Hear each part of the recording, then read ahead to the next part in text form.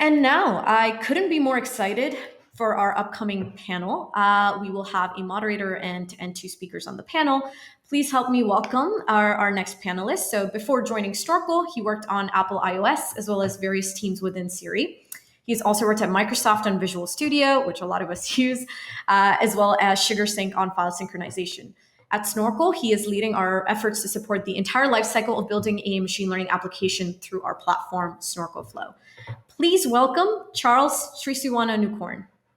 And Charles, I'll leave it to you to introduce our esteemed panelists for today. Great. Thank you for the kind introduction, Arti.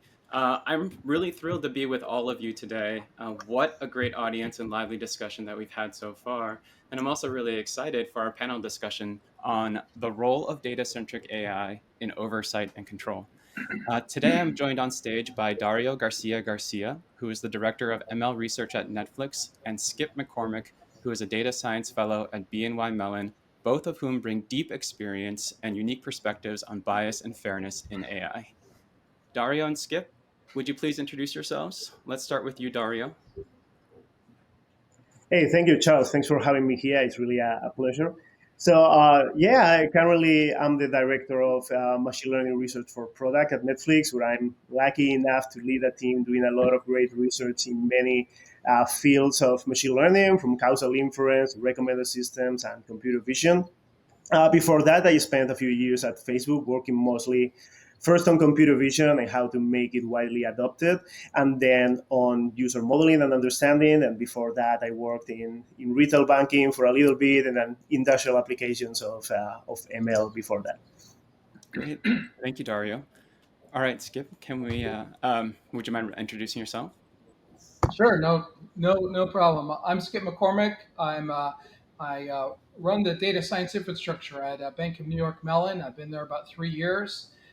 I'm building the ground truth environment, the actual modeling and data feature engineering environments, both in cloud and on-prem, driving several projects, everything from forecasting trade failures to client attrition, revenue forecasting, forecasting, trade balances, the whole gamut, all the normal stuff. But there's a lot of projects. It's a very exciting opportunity for me. Before that, I was in the federal government. I did predictive analytics, forecasting global instabilities. Great. Thank you, Skip. Really glad to have you both join us today. So our conversation today will revolve around the topic of bias and fairness, end user control, and if data-centric approaches to AI can be effective ways to achieve oversight and give end users more control. Skip, let's start with you. Can you tell us more about the impact of bias in regulated industries? Absolutely.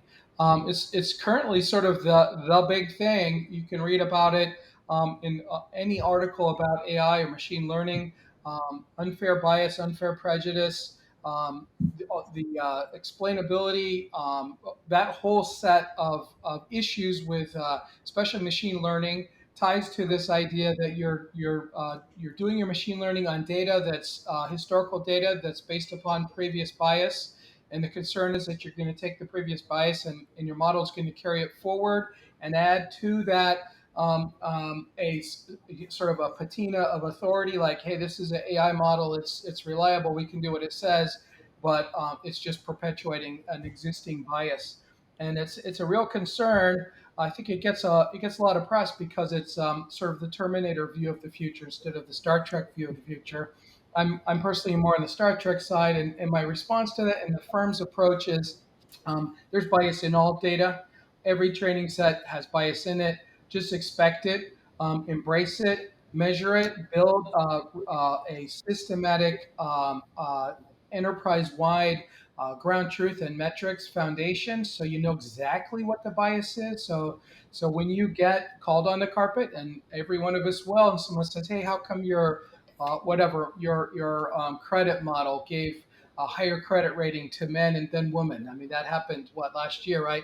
The answer to that needs to be, we know exactly why it did that, and it was intentional. It's based upon these features. Oh, and by the way, you're cherry picking an example like the Steve Wozniak example. I would like to point out that Saffron Katz, who's a female, got a higher credit rating than her husband. It had nothing to do with the gender. It had everything to do with who was the breadwinner, right? Oh, and by the way, if we don't like those results, we have all of the data right here, and we can intentionally adjust that bias out if we determine as a civilization and a society that that's unfair and we don't want to do business that way. But that means you do data science. That means you embrace the data, you include it all, and you measure everything you expect it to be there, and you include it in your analysis, and you give a full pedigree and lineage backwards, so you know exactly which training data gave you that outcome. So for me, it's a data science problem that you have to, science away and measure and know. Great, thank you. So just a quick follow-up on that. What kinds of regulations, system checks, and oversights have been effective and can be applied to help this? Well, in the banking world, there's a lot of banking regulatory authorities. We have a constant set of bank exams. It's the way we protect ourselves from problems, whether they're intentional or accidental. Bank of New York Mellon is no exception. Uh, we get those exams. So far, we've been doing very well on them, and a big part of that success is that we have a systematic enterprise-wide view. We know exactly what's going into the models. We know exactly what's coming out of the models and how they affect every kind of segment you could group the affected parties by. And so you address it with data and solid data science, and that means you have to have a big investment in the infrastructure that supports it. And but that's how we're building our systems. I'm actually quite proud of them. Looking forward to when those questions come, because I view those questions as opportunities for marketing. It's a chance to demonstrate that we know what we're doing, and we can react. We're fair and ethical, and we know what's going on. And if we're surprised, we can fix it right away because we can understand what's going on. Hopefully that makes sense. Great. Yes. Thank you, Skip. I'd like to maybe take one question from the audience here. Abid Aliyawan has asked, what solutions do we have or have you seen for addressing feedback loop biases on machine learning models? Is that for me, or does Dario want to take it?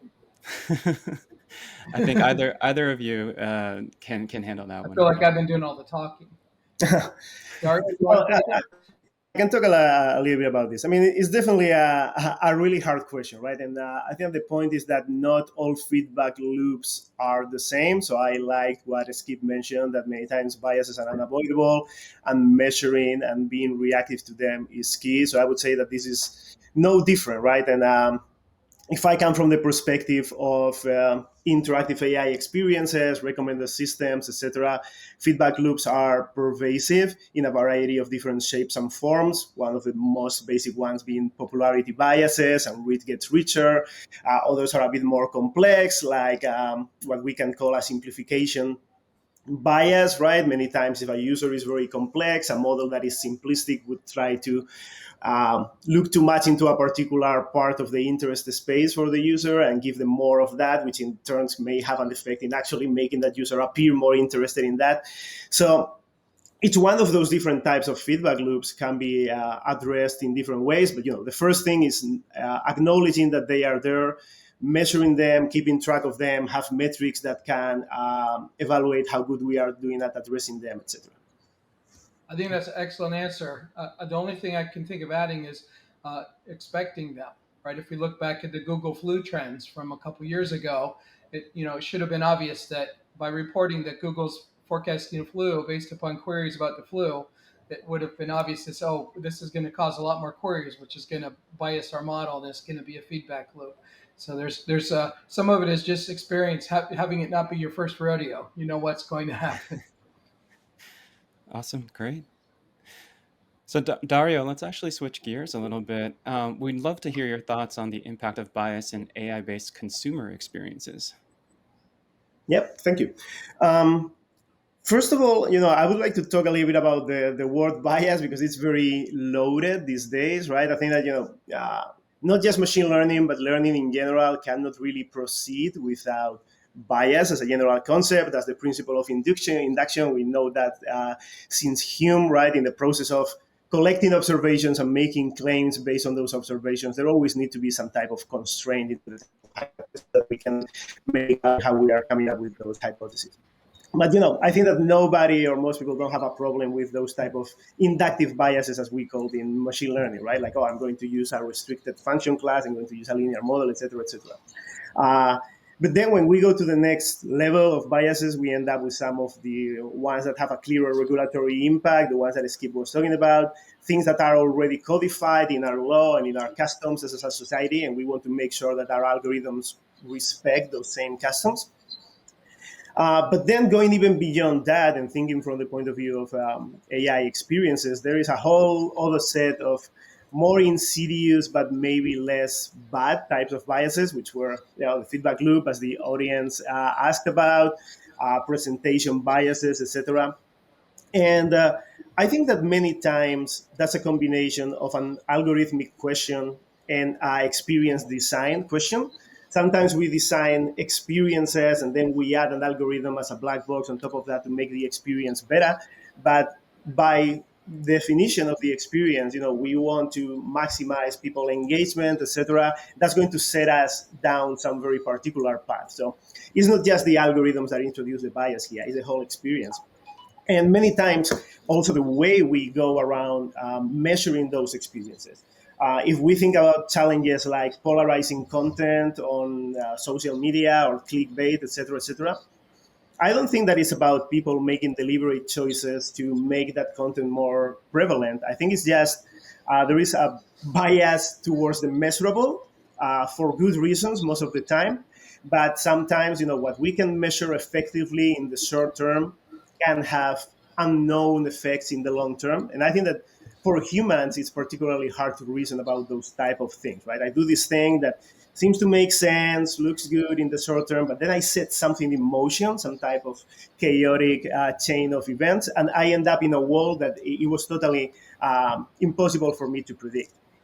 So I think that there the key is to be very vigilant, assume that biases are going to be there once again, question every previous decision that we make, because every decision that we make changes the world. So maybe we were making the right decision for the world of yesterday, but maybe it's not the right one for the world of today. So holding ourselves too close to our past opinions, to our past decisions, can have bad effects in this type of insidious biases that are algorithmic and through the experience created and manifested on users. So yeah, I think that ability to be very self-critical is key.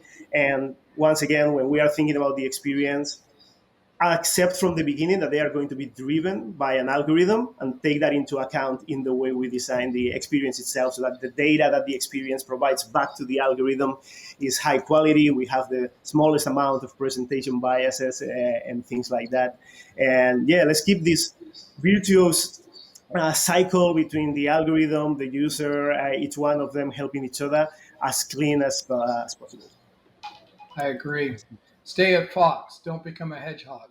The whole science part of data science means you try to disprove your hypothesis, not try to prove it.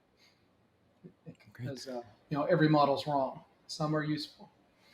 I see. So building on your comments about the experience and making sure to design the experience, if bias is to be expected, and a common problem is that we focus on the things that are measurable and miss other things that make it in front of customers.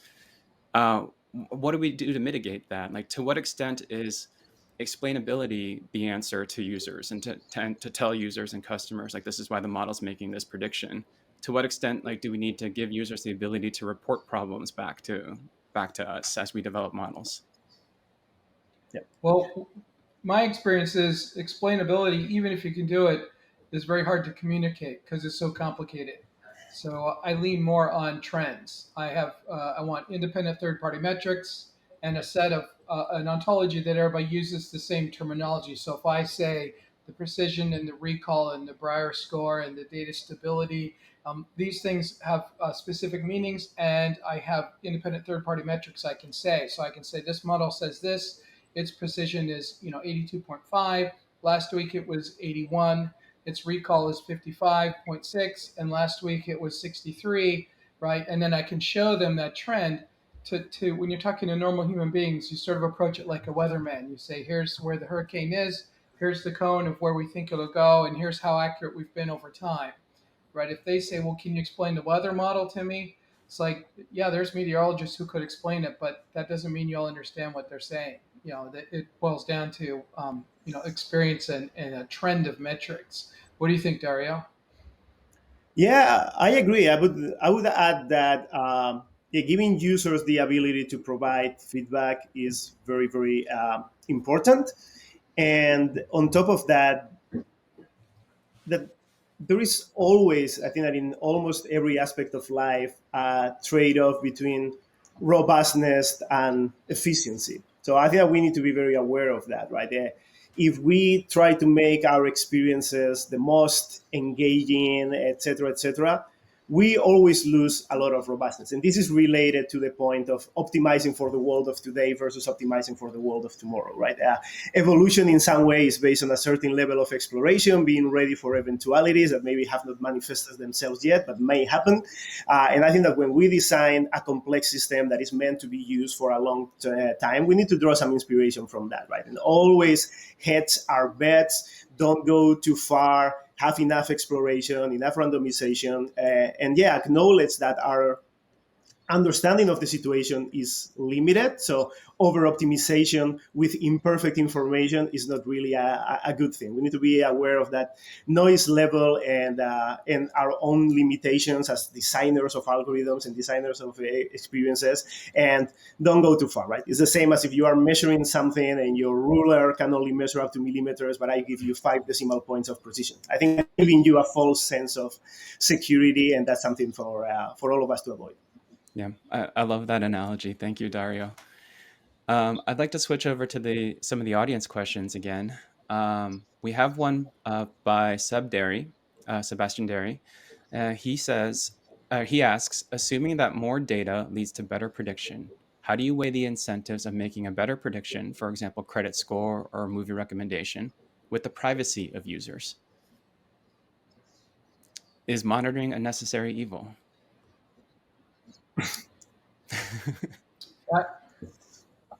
I guess I don't consider monitoring an evil. In my business, monitoring is a practical reality.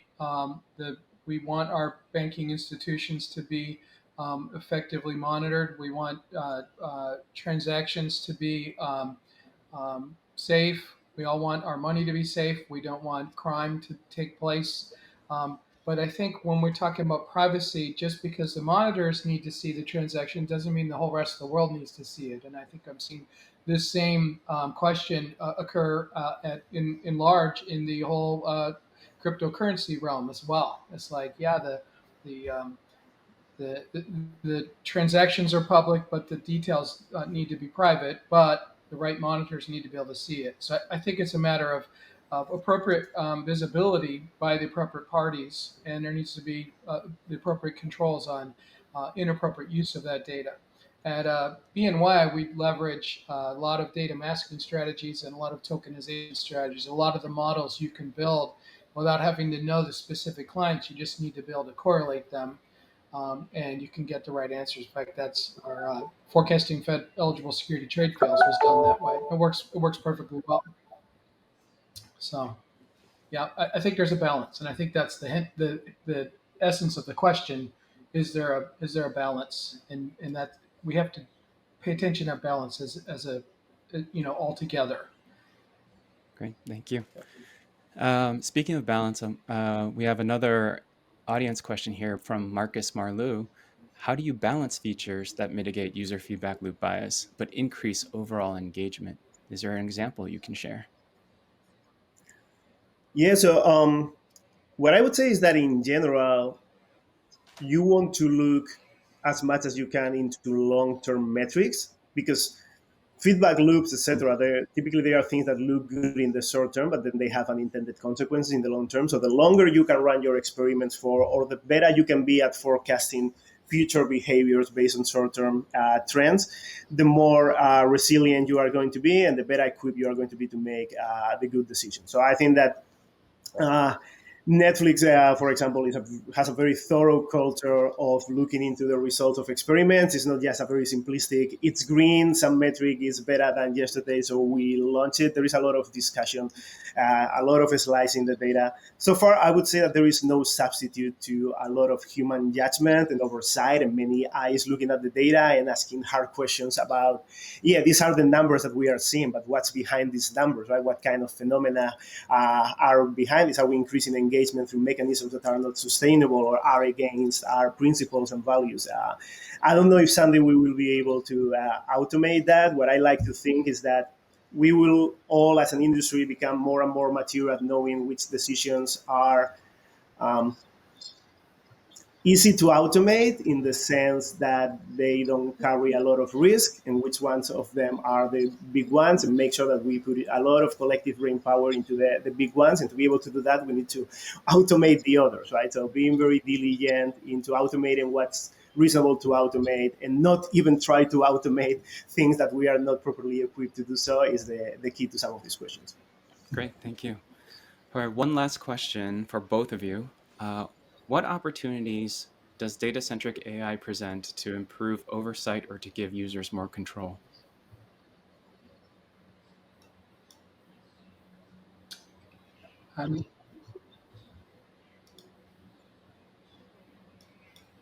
Sorry, I didn't hear the question. Oh, sorry, can you hear me now? What opportunities does Yes. data-centric AI present to improve oversight of ML models or give users more control?